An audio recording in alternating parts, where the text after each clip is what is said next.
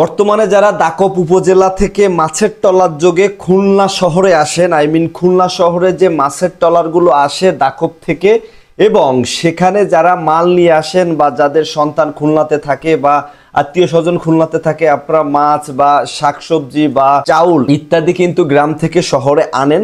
তো আগেরকার সময়ের কথা বলি আর এখনকার সময়ের কথা বলি। শুরুতে বলে রাখি, এখানে কোনো রাজনৈতিক কি সিস্টেম চলে সেসব নিয়ে কথা বলতে চাই না। আমি শুধু একটা জিনিস বলতে চাই, 5 তারিখের আগে যেটা হতো সেটা হচ্ছে, যখন আপনি মাছের ট্রলার থেকে নামবেন তখন কিন্তু আপনাকে একটা ভাড়া দিতে হতো।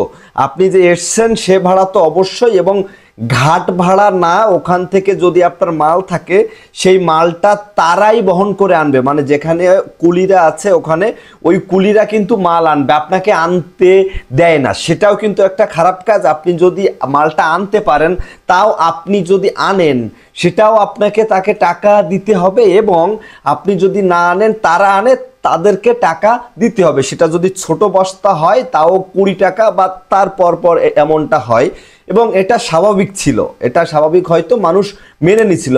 কিন্তু এখন মানুষ মেনে নিচ্ছে না। কেন জানেন? মেনে নিচ্ছে না কারণ যখন আপনি ট্রলার থেকে উঠে আসেন, একজন ব্যক্তিকে কিন্তু এই স্লিপটা হাতে ধরানো হয়, এবং স্লিপটা হাতে ধরানোর পরে তার কাছ থেকে 10 টাকা নেওয়া হয়। ওকে ফাইন, মানে যখনই ঘাটে ট্রলারটা বেড়ায় তখনই সবাইকে বলা হয় সবাই 10 টাকা করে বের করেন। এটাও ফাইন। এটা কিন্তু 5 তারিখের পরে হচ্ছে, আগে ছিল না। এটা ফাইন, এটা ওকে, এটা আমি মানলাম যে এটা হয়তো করতেছে ঘাটের কোনো একটাই। কিন্তু সেম কাজ, এই 10 টাকা আবার যদি আপনার সাথে একটা ব্যাগ থাকে বা একটা বস্তা থাকে, তাও তাদেরকে 10 টাকা দিতে হচ্ছে, যেটা আমার খারাপ লাগছে।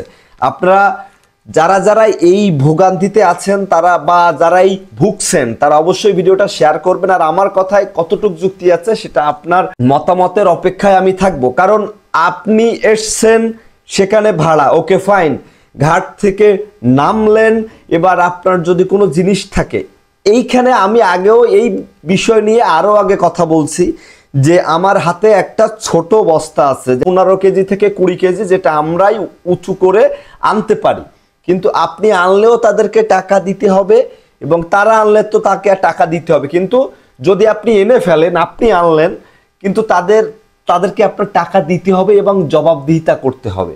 এটা খারাপ ছিল আগে থেকেই। অ্যান্ড এখন যেটা হচ্ছে 10 টাকা করে দিতে হচ্ছে। আপনার জন্য তো আপনি 10 টাকা দেবেন, এবং সাথে যদি ব্যাগ থাকে বা বস্তা থাকে তার জন্য 10 টাকা দেবেন। এটা আপনার কাছে কেমন লাগে, মানে কেমন লাগছে, বা ভালো লাগছে নাকি খারাপ লাগছে, কমেন্টস বক্সে অবশ্যই জানাবেন। Thank you so much. আবার দেখা হচ্ছে নতুন কোনো ভিডিওতে। আর আমি জানি এই ভিডিওটা, মানে আমার বাবা আসতেছিল, আপনারা হয়তো অনেকেই জানেন, কয়েকদিন আগে আমার বাবা খুলনাতে এসেছিল এবং আমি সেখানে গেছিলাম। সেখানে যাওয়ার পরে সেম জিনিসটা হয়েছে। আমার বাপ বলল আমার কাছে এই যে স্লিপটা হচ্ছে দিয়ে 10 টাকা অলরেডি নিছে একজন মানুষ হিসেবে। এবার আমার বাবার সাথে একটা বস্তা ছিল, চাউলের বস্তা 25 কেজির, এবং সেই বস্তার জন্য সে 10 টাকা চাইছে। তখন আমি নিজে থেকে ওখানে প্রতিবাদ করি, আর আমি 10 টাকা দেই না, এবং আমাকে হুমকি স্বরূপ অনেক কথা শোনানো হয়, যেটা আমিও রেগে যাই, অ্যান্ড অনেক কথা কাটাকাটি হয়। শেষমেশ আমি ওখান থেকে চলে আসি, আমি টাকা দেই।